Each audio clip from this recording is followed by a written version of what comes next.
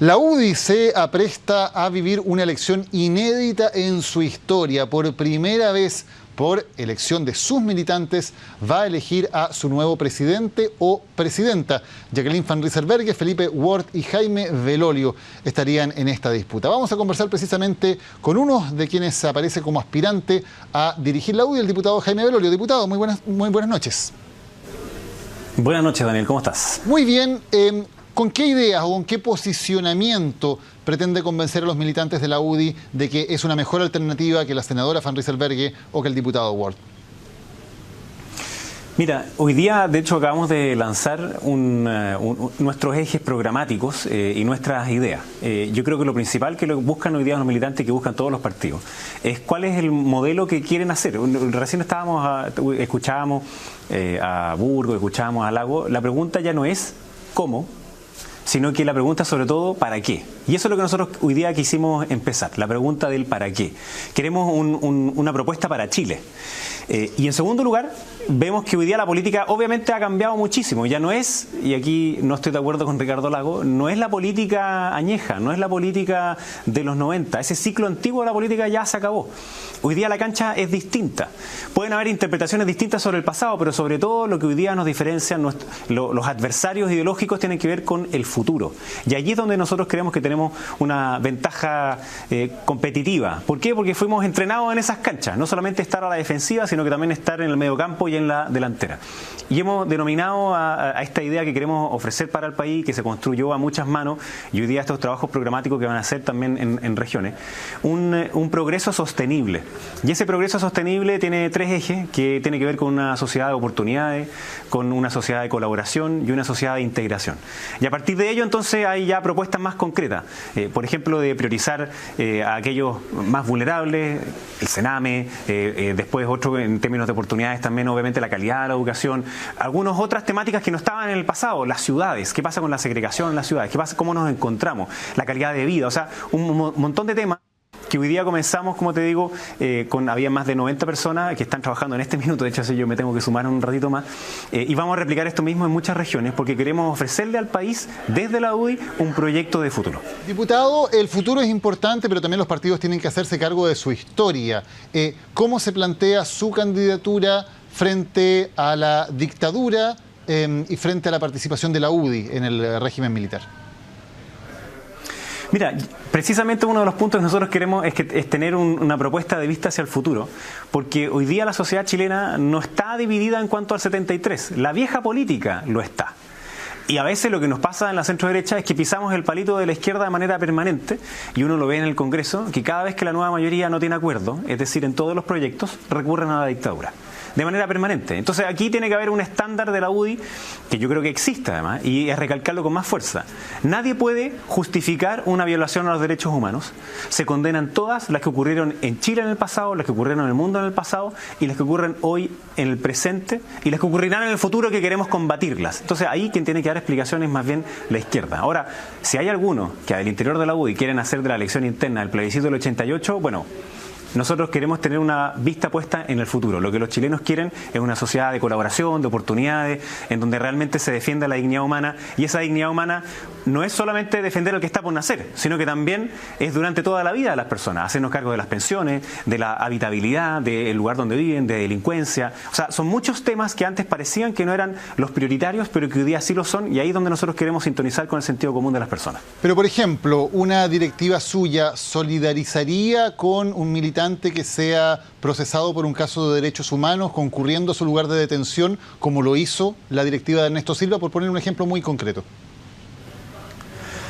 Bueno, no sé, pues, Daniel, o sea, obviamente dependería exactamente cuál es el proceso, cuál no. En este caso, lo que sí nosotros hemos dicho, que también tiene que ser un estándar para todo, no, en un caso como el que tú estás diciendo, obviamente es muy grave, y siempre lo que uno quiere es que haya claridad, es que haya justicia de verdad. Y nosotros hemos dicho que la UDI no puede estar solamente en el estándar legal. Y sí, la UDI avanzó el año pasado en varias cosas que para mí eran importantes. En primer lugar, de pedir perdón por aquellas cosas que ya salieron a la luz, que era financiamiento irregular. En segundo lugar, renunció a una directiva, asumió otra que también hizo lo mismo, le pidió perdón a la ciudadanía, pero no bastaba bastaba con eso, obviamente, sino que también había que cambiar las reglas de manera de poder, no asegurar, pero sí minimizar la probabilidad de que esto volviera a ocurrir. Y en enero de este año ya tenemos otras reglas distintas. Y sí creo que nosotros tenemos que estar un paso todavía más adelante, es decir, reglas más estrictas que van a salir además del trabajo en estas comisiones y que ya algo hizo la directiva de Hernán Larraín en este documento que se llamó la nueva UDI, de la cual nosotros nos queremos hacer cargo. Y significa ir un poquito más arriba de lo estrictamente, o sea, de lo legal, es decir, más estricto que lo legal.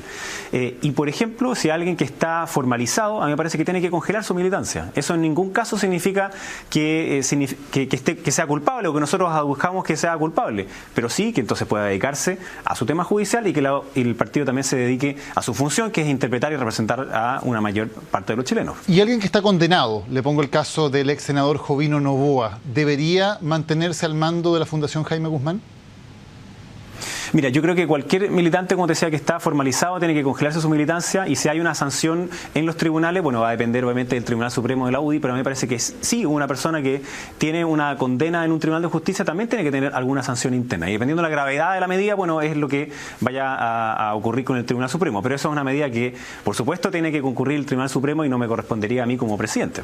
En temas económicos, por ejemplo, he escuchado citar bastante al economista Luigi Zingales, que habla de cómo muchas veces el capitalismo termina convertido más bien en la protección de intereses de grandes empresas.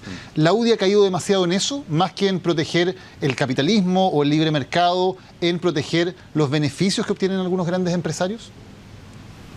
Mira, yo creo que lo que pasó en Chile está bien descrito, a pesar de que es la situación de Estados Unidos, en el libro Salvando el capitalismo de los capitalistas, y también en otro que se llama Capitalismo para las personas, los dos libros de Zingales, que son súper interesantes, así que lo invito a quienes nos ven a que lo lean.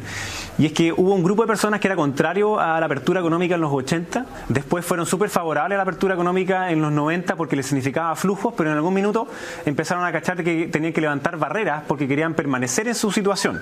Y eso es completamente contrario a quienes creemos en una sociedad libre, a quienes creemos en una economía libre. Yo creo que no es tu pituto, no es tu apellido, no es el lugar donde naciste el que tiene que darte el éxito, sino que tu talento y tu esfuerzo. Entonces una élite cerrada en sí misma, que se mira al ombligo, no permite eso. Y una economía o empresas que hacen trampa, que se coluden, que empiezan a buscar favores políticos o a buscar favores en el Ejecutivo o en los municipios de manera de permanecer en su estatus, obviamente eso es algo inaceptable. Entonces, lo que sí le pasa a la UDI es que durante mucho tiempo fuimos entrenados para defender. Y yo creo que ya no es tiempo de defender, sino que es tiempo también de promover. Hay que tener mediocampo y delantera, no basta con tener defensa. Y en esta materia yo soy súper claro, a mí me gusta una economía libre. Un sistema de economía libre implica que tiene que haber movilidad, que tiene que valorarse el mérito, que tiene que valorarse el esfuerzo de cada uno y no los pitutos, como te decía, no el lugar donde naciste, y por supuesto castigar muy fuertemente a aquellos que hacen trampa. Por eso votamos a favor del proyecto que sanciona con cárcel la colusión. Porque eso no solamente le mete la mano en el bolsillo a los chilenos y es algo gravísimo, sino que además atenta contra la esencia misma de un mercado. Su candidatura, si la compara con la de la senadora Jacqueline Van Rysselberghe, ¿cuál es la candidatura que tiene más apoyo entre la élite del partido, entre los llamados coroneles o el grupo histórico que ha tomado decisiones en la UDI? ¿A quiénes apoyan más ellos? ¿A Van Rysselberghe? ¿A Felipe Ward, que es el otro candidato, o a usted? Bueno, obviamente eso tendré que preguntárselo a esas personas, pero así como de la élite más tradicional, claro, yo podría decir que sí, están más bien con ella, pero hay muchas personas que están con nosotros, que son dirigentes poblacionales, que son dirigentes, llamémoslo así, históricos de la UDI. O sea, hoy día mismo habían acá varias personas que eran dirigentes históricas que creen en este recambio. Habían otros también simpatizantes que todavía no son militantes, que nosotros queremos invitar a que lo sean en el futuro y nos tienen como a prueba. Es decir, mira, si hacen estos cambios, si hacen esto, entonces sí, nos queremos sumar a ese proyecto, pero también están convencidos de que tiene que haber un proyecto de vista hacia el futuro, un proyecto de cambio para la UDI, y la única manera en que eso sea real es que la mayor parte de los militantes así lo escoja. Entonces, no basta con tener el apoyo de algún grupo de militantes que tradicionalmente eran súper relevantes. Es necesario, pero no es suficiente. Hoy día es la mayor parte de los militantes los que va a escoger cuál es el proyecto futuro de la UDI. ¿Qué le parece el manual de educación sexual de la Municipalidad de Santiago y la reacción del senador Osandón, que ha dicho que ciertos tipos de sexo para él no son sexo, aunque se ha disculpado luego por esas declaraciones, y que además no hay un derecho de los adolescentes, independiente de la opinión de los padres, de recibir educación sexual? Mira, yo creo que la educación sexual es súper importante y por supuesto tiene que darse en las escuelas, pero también es responsabilidad de nosotros que somos padres. Creo que el manual tiene un error de concepto, es un manual más bien de genitalidad y no de educación sexual. Y de hecho se pone burdo, porque ¿por qué tenía que aparecer de cuáles son las propiedades alimenticias del semen? ¿O por qué tenía que ponerse a decir de que podía ser ocupado como crema facial? O sea, obviamente cae en lo burdo, con lo cual demuestra también que era un interés de producir precisamente ese efecto. Entonces, a uno le da lata que en vez de hablar esta cuestión en serio, el sexo es mucho más que la pura genitalidad. Tiene que ver con el afecto, tiene que ver con el amor, tiene que ver con la pareja, y ninguna de esas cosas se mencionan ahí. Ahora, obviamente el senador Osandón se equivocó, y así lo ha reconocido, y qué bueno que lo haya reconocido. Entonces, creo que es súper importante la educación sexual. Ahora, suponer que los adolescentes van a ir a buscar solamente un contenido impreso, o sea, pero le pido a los papás y a quienes hicieron el texto que vean dónde están en internet sus hijos también. Pues eso también es responsabilidad de nosotros como padres, y nadie va a decir que a los 16 años alguien va a encontrar una respuesta nueva, digamos, en lo que salía en ese libro. Si usted es presidente de la UDI, si es elegido presidente de la UDI, ¿su partido va a tener a todo evento un candidato presidencial propio para las primarias? Yo creo que sí, yo me lo voy a jugar por eso, o sea, me la he jugado y me lo voy a seguir jugando. Ahora, eso es una definición que podría ser tomada, por ejemplo, por el Consejo General o por otro organismo que no es una sola persona. Yo no creo en las dictaduras partidarias, pues en ningún caso. Creo que hoy día el poder se ejerce de manera muy horizontal, de manera colaborativa, y eso es lo que queremos empujar. Pero la UDI tiene que ofrecerle a Chile un programa para los próximos 20 o 30 años. Entonces, ¿por qué perder la oportunidad de hacerlo en una primaria? En que además yo creo que esa primaria tiene que ser abierta, en donde participe José Antonio Kast, donde participe Manuel José Osandón, donde participe Sebastián Piñera, y por supuesto que la UDI también tenga un programa, para que terminemos en una primera vuelta con un candidato de la centro-derecha, de Chile Vamos, que tenga la legitimidad de haber sido elegido por esa mayoría de las personas que son adherentes, que son simpatizantes, pero sobre todo que responda al para qué. Si es que sale alguna persona de Chile Vamos, si sale Sebastián Piñera y es electo presidente, la pregunta es ¿cómo va a gobernar? ¿Con qué programa va a gobernar? Entonces a mí me importa más el para qué y luego el quién. La política no puede ser un concurso de popularidad, sino que es sobre todo de convicciones y no solo el resultado de las elecciones. Es un debate de ideas. Y por eso creo que la UDI no puede perder la oportunidad de tener un candidato de sus filas en esa primaria. El debate de ideas es fundamental, pero también en una elección en que se vota por una persona para candidato se requiere candidatos que estén posicionados, y hoy la UDI no tiene ninguno. ¿No es demasiado voluntarista pensar en llevar un candidato cuando no hay hoy ningún dirigente de la UDI que esté marcando en las encuestas como eventual candidato presidencial?